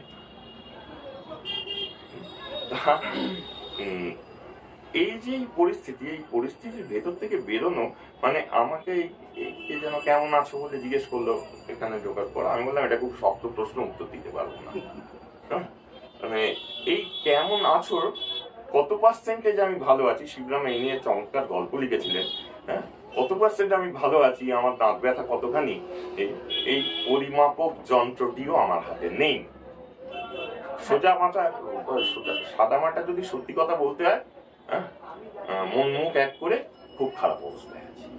যেভাবে ব্যাংক্রাপসি হচ্ছে, ব্যাংক্রাপসি একদম ঠিক ধরিয়ে দিয়েছিস। যে শাসক দল, কোট আনকোট শাসক দল, তাদের অ্যাসেট যেভাবে বেড়ে চলেছে, হ্যাঁ অ্যাসেটটা অ্যাস্ট্রোনমিক্যাল ফিগারে বাড়ছে।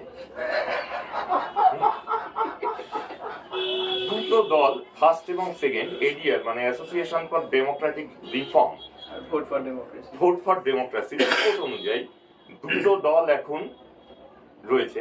এক আমাদের পশ্চিমবঙ্গের দল দ্বিতীয় স্থানে, আর প্রথম স্থানে রয়েছেন একেবারে গোবলয়ের মানুষদের তৈরি করা গুজু সেন্ট্রিক। আমাকে প্যারোকিয়াল ভাববেন না প্লিজ, গুজরাটি বন্ধু আমার প্রচুর আছে, হ্যাঁ প্যারোকিয়াল ভাববেন না, গুজু সেন্ট্রিক না ভেবে বলা উচিত যেমন বরুণ গ্রোভার একটি তার কমেডি স্ট্যান্ড আপ কমেডি শোতে একবার বলেছিল যে ভোটের জন্য মোদির সাথে ভোট দিয়ে কি হবে, একে দিন, আদানিকে দিন, আম্বানিকে দিন, তাদের আমরা ভোট দিয়ে সরাসরি দাঁড়িয়ে যাক, মানে ক্রনিক ক্যাপিটালিজম হলে খুললাম হোক। ভোটের জন্য এত খরচা, এত ঢাক পেটানো, এসবের কি দরকার আছে?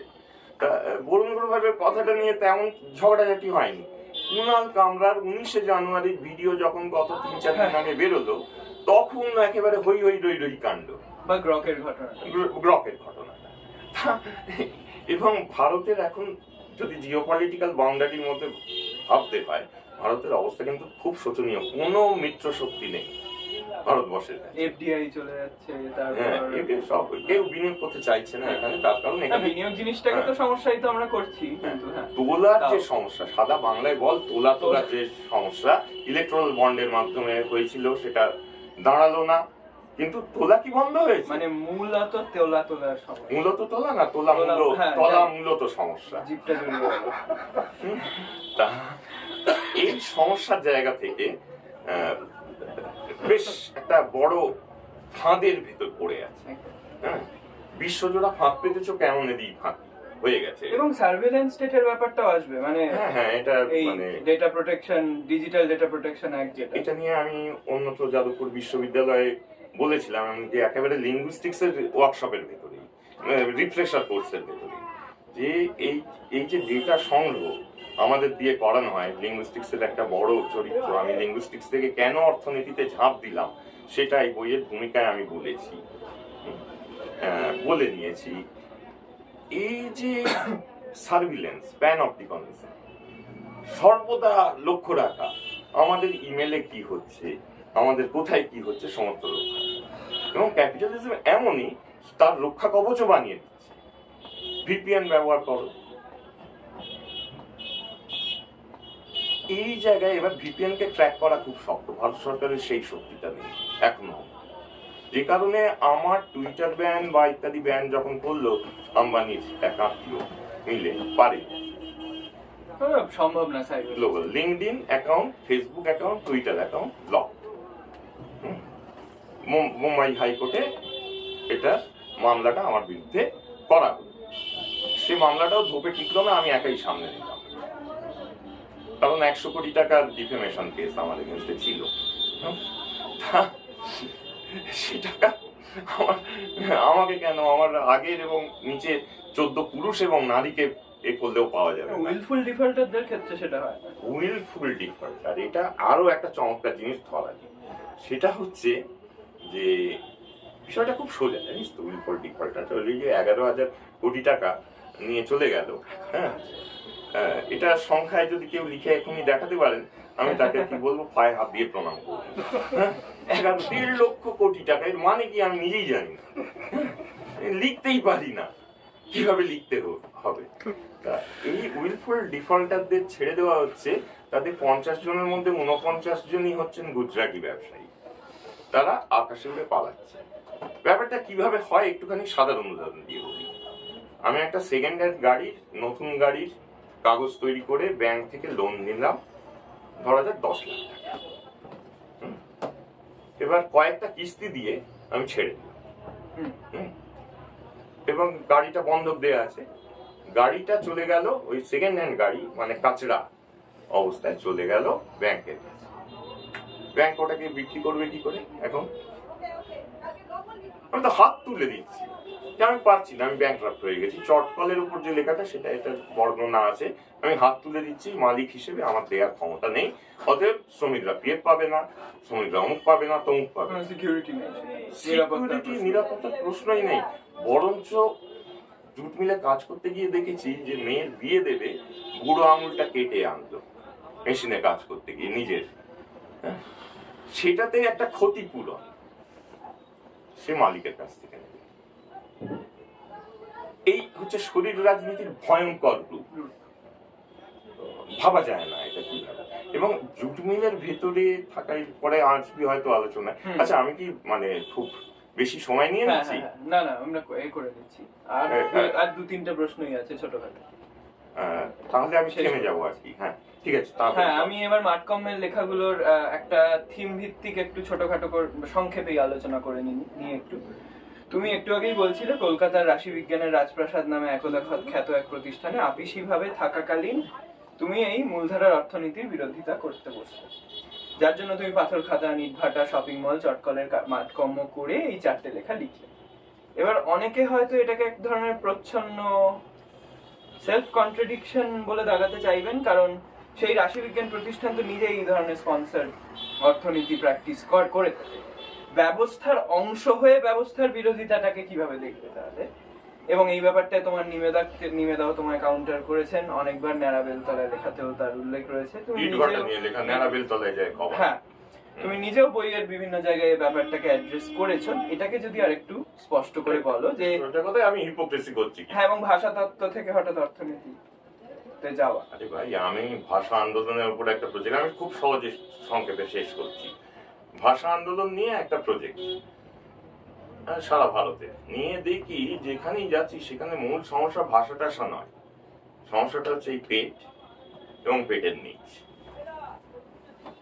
এই সমস্যাটা দেখে আমার মনে হলো এরা জানে না কান্তাপুরি ভাষা কি, মাথামুন্ডু। ওখানে ওই সিভিল সোসাইটির যারা ভাষা পুলিশ, ভাষা ম্যানেজার, ভাষা জাজ আছেন, তারা ওগুলো ঠিক করে কিভাবে ভাষা আন্দোলন বলে একটা জিনিস তৈরি করবো। এবং তার ক্লাসিফাইড রিপোর্ট গুলো আমার দেখা ওই প্রতিষ্ঠানে থাকার দৌলতে।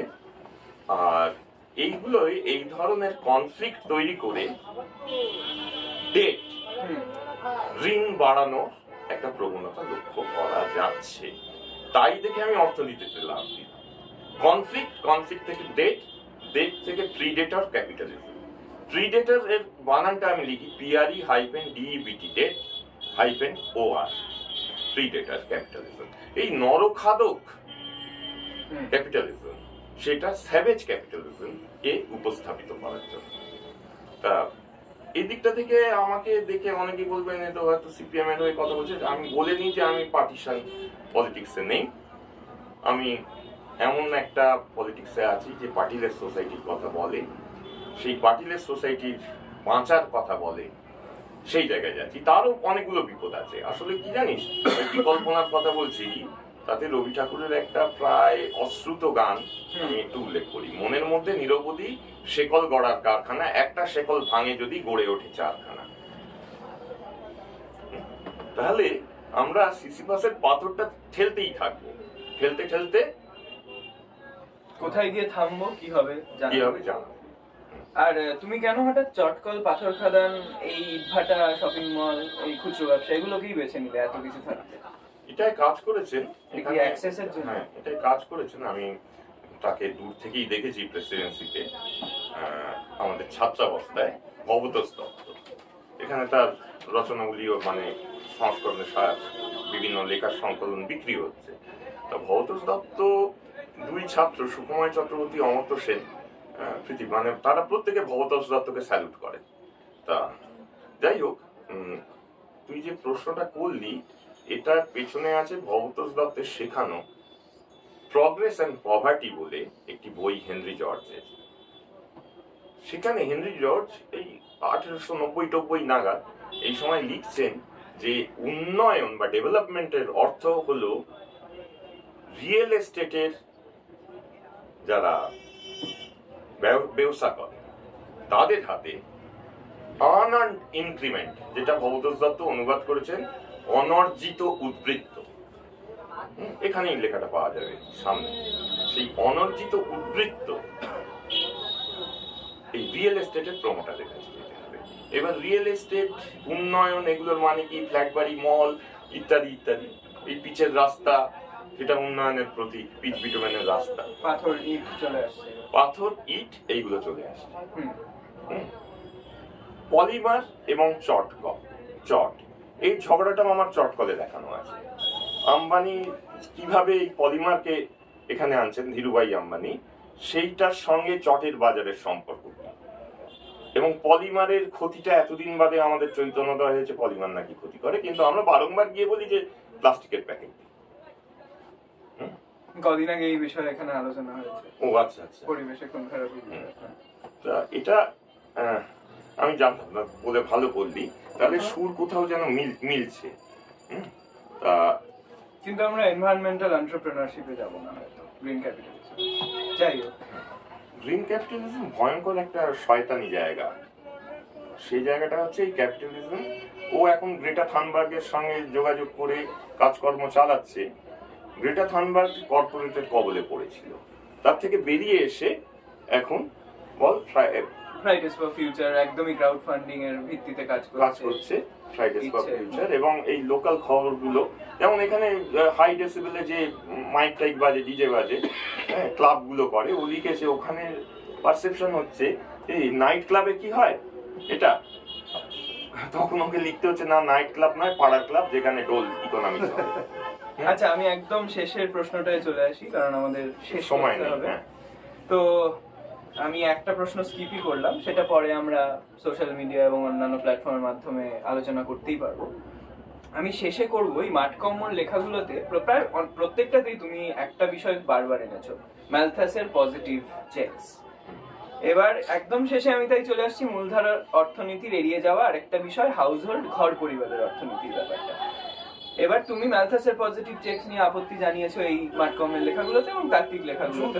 পজিটিভ টেক্স মানে হচ্ছে যুদ্ধ বানিয়ে তোলো, লোক মারো, প্ল্যান্ডেমিক তৈরি করো, লোক মারো, এমন ডেথ জ্যাব দাও যাতে মানুষ হৃদরোগে আক্রান্ত হয়ে মারা যায়, মেয়েদের এতে সমস্যা দেয়, রিপ্রোডাক্টিভ যে অর্গানস গুলো আছে তাতে সমস্যা দেখা দেয়, এমন ভ্যাকসিন তৈরি করো। হ্যাঁ, কিন্তু আমাদের ধরো আমাদের দেশের জনসংখ্যা যেভাবে লাফ দিয়ে দিয়ে বাড়ছে বলে জানা যাচ্ছে, তাতে একদম পরিবারের স্তরে পপুলেশন কন্ট্রোলের কি দরকার নেই? অবশ্যই আমি যুদ্ধ মন্বন্তর বা অতিমারি যেগুলোর কথা বললে আমি সেগুলো তৈরি করতে বলছি না, আমি বরং এখানে আরেকটা টার্ম হাজির করব, প্রিভেন্টিভ চেকস বলা হয় যেটাকে, যা সেক্স এডুকেশন, পরিবার পরিকল্পনা, জন্ম নিয়ন্ত্রণ, কন্ট্রাসেপশনের মাধ্যমে জাতীয় জনসংখ্যা নিয়ন্ত্রণের অন্যান্য উপায়ের কথা বলবে। এই কথাগুলো বলেন মোটামুটি যাদের নয়া ম্যালথাসবাদী বলা হয়, যেমন ক্লাব অফ রোম। এবার এই ক্লাব অফ রোমের 2022-এর রিপোর্ট, তাদের তো 1972-এর লিমিটস টু গ্রোথ খুব বিখ্যাত, 2022-এ তারা আর্থ ফর অল বলে আরেকটা ইনিশিয়েটিভ নিয়েছেন এবং সেখানে তারা এই জনসংখ্যার সমস্যাকে মেলাতে চেয়েছেন দারিদ্র, অর্থনৈতিক অসাম্য, শিক্ষা, প্রাকৃতিক সম্পদের অনুদ্বায়ী ব্যবহারের সঙ্গে। তো একে ওনারা একটা বনামের মাধ্যমে বোঝাচ্ছেন, হ্যাঁ, giant leap scenario versus too little too late scenario. এবার সেটা নিয়ে যদি কিছু বলো। এটা একটা খুব বড় এবং দুরন্ত প্রশ্ন, এটাই 1 ঘন্টার কথার মধ্যে আমি বলে উঠতে পারবো না। ম্যালথাসিয়ান প্রজেক্টকে কাজে লাগাচ্ছে এইটুকুই বলে রাখি, বিল গেটসের মতো লোকজন যারা বা জুকারবার্গের মতো লোকজন 26 সালের মধ্যে ডিজিটাল, আমি প্রথম ফ্রন্টিয়ারের লেখা ইলেকট্রনিক ক্যাপিটালিজম কথাটা ব্যবহার করি 90s-এ, এই শব্দটা আমারই তৈরি করা। এই ইলেকট্রনিক ক্যাপিটালিজমকে আমি এখন ডিজিটাল ক্যাপিটালিজম নাম দিয়েছি, এখনো লিখিনি তা নিয়ে। এই লেখাটার আরো অংশ বেরোয় সিমলা অ্যাডভান্স স্টাডিজ থেকে। কি করে বেরোয়? সে সময় কংগ্রেস সরকার ছিল, কংগ্রেস সরকার এই আমাদের তেমন ঘাঁটাতো না, তেমন সুমিত সরকার, বিপান চন্দ্র এর ঘাঁটায়নি, তেমন ঘাঁটাতো না, বলতো যে এরা পড়াশোনা করে করুক, এইটুকু অন্তত করতো। আমরা গুন্ডাগর্দি করছি, বেশি বাড়াবাড়ি করলে শঙ্কর গুহনিয়োগী করে দেবো বা সাবদার হাসমি করে দেবো। তা সুমিত সরকার গোষ্ঠী, তনিকা সরকার গোষ্ঠীদের যে ব্যাপারটা, সেটা 2006-07 নাগাদও বজায় ছিল। সেই জায়গা থেকে এই ইলেকট্রনিক ক্যাপিটালিজমের যারা এখন অধিকর্তা, এই মার্ক জুকারবার্গ, ইলন মাস্ক একেবারে প্রথমে নামটা বলা উচিত, এবং বিল গেটস, এই 2026 থেকে প্রাতিষ্ঠানিক পড়াশোনার যে ধাঁচটা দাঁড়াবে সেটা একদম অন্যরকম। এবং চাকরির ক্ষেত্রে এবং গ্র্যান্ড ডিপপুলেশন প্রজেক্ট এরা তৈরি করে ফেলেছেন অলরেডি, সেটা অনেকগুলো ভাবে তৈরি করেছেন। সেটা বলতে গেলে 100টা জার্নাল পেপার আমাকে এখন উদ্ধৃত করতে হয়। এই গ্র্যান্ড ডিপপুলেশন প্রজেক্টটা কি, কেন? তা এখানে এই আমার তো 21 সালে কোনো সুমারি হয়নি, 11 ডেটার উপর ভিত্তি করে 140 বলা হচ্ছে, কিন্তু ভেতরের খবর হলো, মানে ডিপ যে জায়গাগুলো রয়েছে, তুই বল না, ডার্ক ওয়েব, ডিপ ওয়েব, সেখান থেকে যে খবরগুলো পাওয়া যাচ্ছে, এগুলো দেখার কায়দা আছে। আমাদের জেনারেশনের লোকেরা নাকি এগুলো করে না, আমরা জেনারেশন ভি নাকি তোরা কি বলিস, করে না, আমি করি। এই ডার্ক ওয়েবে এগুলো সরাসরি বলে ফেললে আর বিপদ আছে, তবু বলছি, আর বিপদ ভেবেই বা কি হবে। এর ভেতর ঢুকে যে তথ্যগুলো পাচ্ছি সেটা অবশ্যম্ভাবী এক ধরনের রিপ্লেসমেন্ট রেট তৈরি হচ্ছে। রিপ্লেসমেন্ট রেট মানে কি? যে এতজন জন্মাচ্ছে, এতজন মরছে, আমি শুধু ওকে বলেছিলাম আনুপাতিক হারটা কত, আনুপাতিক হারটা, এটা রিপ্লেসমেন্ট রেট, যার থেকে ডেথ রেট ক্লক তৈরি হয়েছে বা পপুলেশন ক্লক তৈরি হয়েছে, নেটে পাওয়া যাবে, টিপলেই পাওয়া যাবে এই মুহূর্তে কত জনসংখ্যা কোথাকার, তা অনবরত বদলায়, ওটা কিন্তু রিপ্লেসমেন্ট রেটের ভিত্তিতে। তা যাই হোক, আমি এইটুকুই বলবো যে ভবিষ্যৎটা খুব অল্প কয়েকজনের হাতে চলে যাচ্ছে। মূল সমস্যা হচ্ছে টাকা নির্ভর অর্থনীতিতে যে টাকাটা all that is solid meds into air, বায়বীয় হয়ে গেছে। কারণ এই ডিজিটাল যে অর্থ দেওয়ার প্রক্রিয়া, সেই প্রক্রিয়াটা ক্ষেত্রে আমাকে দিতে হচ্ছে কোনো টাকা চিহ্ন নয়, একটা ডিজিটাল অদল বদল করছে। আগে অবস্থাটা ছিল 97% হচ্ছে টাকা নেই কিন্তু লেনদেন হচ্ছে, $1 ট্রিলিয়ন লেনদেন হচ্ছে শেয়ার মার্কেট ইত্যাদির মাধ্যমে। সে কত ট্রিলিয়ন আমি বলে বোঝাতে পারবো না। তা এখন লেনদেনটা 3% হচ্ছে এই কাগজের টাকা, সেটাও এখন লুপ্ত হতে চলেছে সারা পৃথিবীতে। কারণ এই ডিজিটাল ইকোনমি কিভাবে আনবে, ক্রিপ্টোকারেন্সি বলে যে ব্যাপারটা এসেছিল তা নিয়ে যেসব কেচ্ছা হয়েছে সেগুলোতে আমি যাচ্ছি না। ভবিষ্যৎ খুব একটা সুবিধের নয়, আমি খুব একটা ভালো নেই যে আমি লোককে ভালো কথা বলে গুরুদের মতো বলবো যে খুব ভালো অবস্থায় আছেন, ভালোভাবে বাঁচুন, মোৎসব করুন, হ্যাঁ যা হচ্ছে হোক, খুন ধর্ষণ যা হচ্ছে হোক, এ নিয়ে আপনার ভাবার দরকার কি আছে। খুব একটা ভালো অবস্থায় নেই, আমি এইখানে থামছি। একদম। অর্থনীতি নিয়ে দেবপ্রসাদ বন্দ্যোপাধ্যায়ের এই বই অর্থনীতি নিয়ে আজকের পিতা পুত্রের এই সংলাপ, দেবপ্রসাদ বন্দ্যোপাধ্যায় এবং আখুর বন্দ্যোপাধ্যায়ের এই সংলাপ আমাদের বহুদিন মনে থেকে যাবে। আপনারা আজকের আলোচনা তো দেখতেই পাবেন ফেসবুকে।